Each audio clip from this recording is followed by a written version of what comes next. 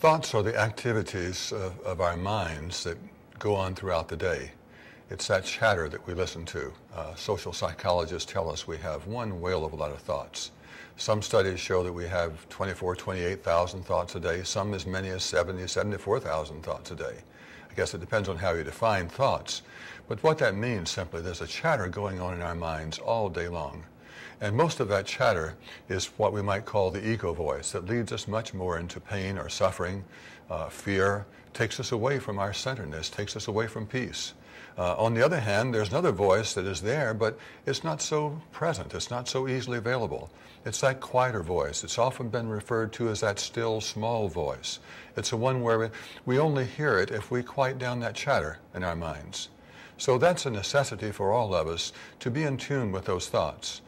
And those thoughts are really quite important because every thought is always creating an effect. In fact, there's no such thing as an idle thought. And many times we think that our thoughts are like in the song from South Pacific, you can't get put in jail for what you're thinking.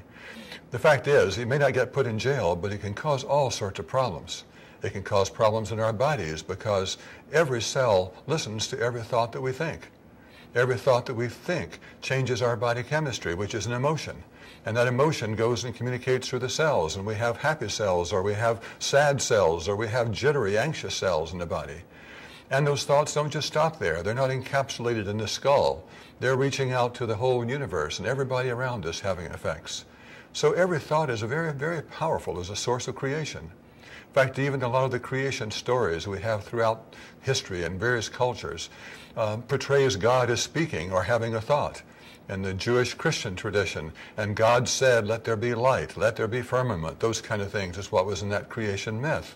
All that means is that how does creation begin? It begins with a thought. It begins with that kind of word. Or you have in the Christian Bible, in the beginning was the Word. That is a thought. A thought begins everything. And thought determines the emotions we feel. It determines the actions we take. It determines how we perceive people. And so it affects our entire lives in every possible way.